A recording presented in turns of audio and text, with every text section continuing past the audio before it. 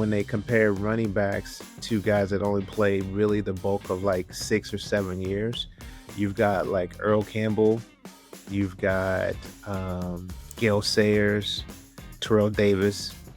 Um, my numbers crush those guys. I feel like the last couple years has been like a whole bunch of new with Seattle. Second year here, head coach and Mike McDonald traded, obviously, DK Metcalf, signed Cooper Cup. I mean, it's a lot of new going on in Seattle. Just tell me about how you feel about their chances this season. What do you think about this new look Seattle Seahawks team? I Seattle was started in 1975. I came in 2000, so it was 25 years old, and here we are about to go to season 50. So I got to start the next 25 years. And when I came here, we knew defense was great, we knew fans were loud, but we knew winning was scarce. And I said, "Well, I wanna take care of the winning part." And so here I come from a culture from a high school that was nationally ranked, from this little small college in Tuscaloosa, Alabama, you know what I mean? Where winning was all that was. So I go from winning in high school, winning to college to a place that didn't really know how to win, and I knew they had a great head coach in Mike Holmgren. So I thought, "We're gonna go make this thing special. We're gonna flip this thing upside down." So to go 4 years in a row, division wins, division in the playoffs, 5 years in a row, in the playoffs, it was really special to turn this from still great defense, still great running backs, but now we're winning. And so to kick off the 25 years that I was a part of, and then all of us get old and retire, Pete Carroll comes in and they jump into a situation where the water is already warm. They already know how to the culture's ready to win, and to watch them go clips that final Lombardi and finally bring one to Seattle, it was just special. And I feel like here we are now, we're about to kick the start of the next 25, and I think Coach McDonald, his style, his personality, I think the way he's doing it is going to be very beneficial for us. The Seahawk family is in a good place to go on a great run. Last year, we're the only team with 10 wins to not make the playoffs, and we know that. And so if everybody else doesn't know that, that's a shame we'll know. But we got a good team here, and they're gonna go take the next leap, and so it's exciting. So a lot of people were surprised when the team traded Geno Smith and then targeted Sam Darnold in free agency. And I hear some people saying it's maybe a little bit of a risk because Sam Darnold, kind of a journeyman quarterback, had a really good season last year, and now Seattle's kind of made him their franchise quarterback. Do you think it's a risk to, give Sam Darnold the keys to the franchise as QB1 and just, obviously they traded Geno Smith. So just how do you just feel about that situation at QB? Well, I'm one of those people like, is it a risk? Yes, but is it a good risk? Yes. So on one hand, I love Gino. I thought he was very good for our team. And did everybody say, well, could he take you to the Super Bowl? Everything has to fall in the right place. Here we are with Sam.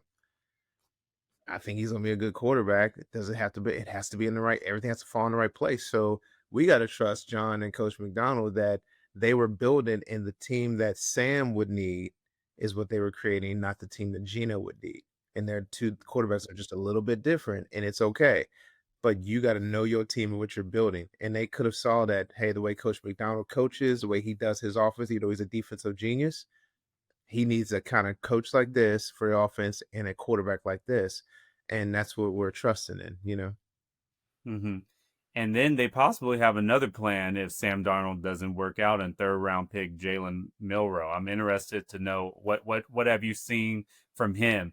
He's been kind of lightning in a bottle in college, a very athletic quarterback. I'm interested to know what are your initial thoughts of Jalen Milrow? Jalen can play. He can throw deep. He can throw short. He can run. Um, I think that's kind of how quarterbacks are moving towards in today's game. And so, what I do love about Coach McDonald is he coaches the talent and not necessarily just what he likes to do. And when you get coaches like that, you got a chance because he's got a couple guys that got talent out here. Jackson looks amazing. He looked amazing today. So we're gonna be in a good situation. So the team hasn't won the division title since 2020, I believe. What will it take to finally get over the hump and beat the Rams and probably the 49ers? What will it take? Yeah. Football's still the same, no matter how you change the game. It's still run the ball, stop the run, no turnovers, playing great in the red zone, uh, third and short, goal line. Those 5, 6 situations are how teams win. I think that they're built to do that. Kenneth is getting healthy. Walker, what I mean, so he's gonna hold the running game down. Charbonnet's still here. You put all that together, it's gonna turn to something special. You mentioned Kenneth Walker. I feel like he's one of the most underrated running backs in the NFL. What's your assessment of him? I've always thought he was a steal. I always thought he was a jewel of a running back. I think a healthy him gives us a shot in every game because he could look like he just passively is going to put up 100 yards and score a touchdown. Like when a person does that in a very gentle, passive way, you almost forget. And he's gonna be a good player. He's gonna have a great year this year. Hmm. So I got to talk about you too because you're one of four running backs since 2000 to win the MVP award. It seems like that's a quarterback award now. So obviously you're up for the Hall of Fame. What will it mean to you if you get that call from Canton and say you're the new Hall of Famer?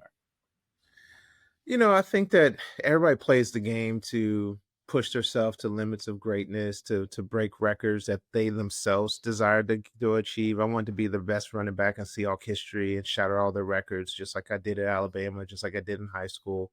The Hall of Fame is just the elite of the elite, and it's just special. And I think that I knew that when I started off my career and jumped and had those big, touchdown games with the Raiders and the Vikings, that um, getting to 100 touchdowns would put me in an elite club.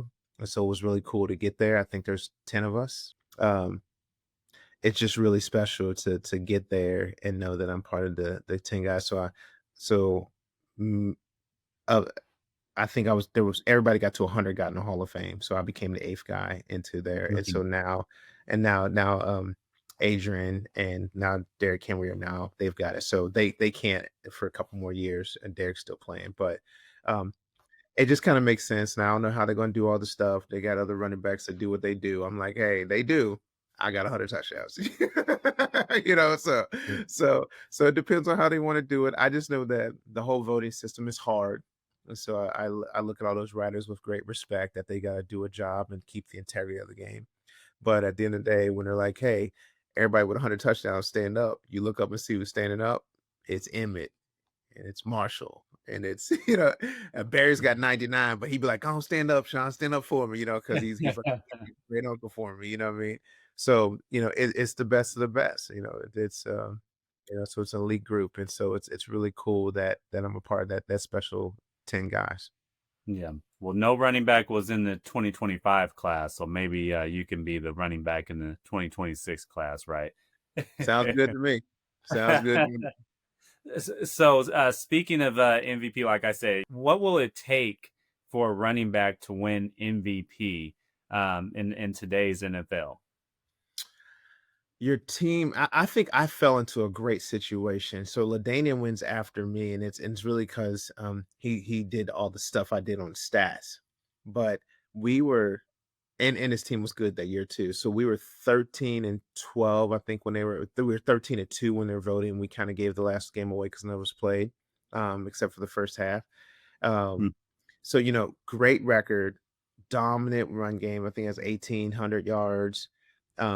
Broke the touchdown record, 28 touchdowns. So when you have all those things, great record, the offense is going through you. You got touchdowns that seem like they're out of this world. You got a chance to win the MVP. Saquon, did he get 2000? Was it 2000 something? Mhm. Yeah. Um, so I don't know how many touchdowns he had, but I feel like if it was 20 touchdowns, you know, they would have been like, what are we talking about? Like, these numbers are so over the top. And so, like, I think that that's what it takes. It takes something like that. Great. Your team has to be killing.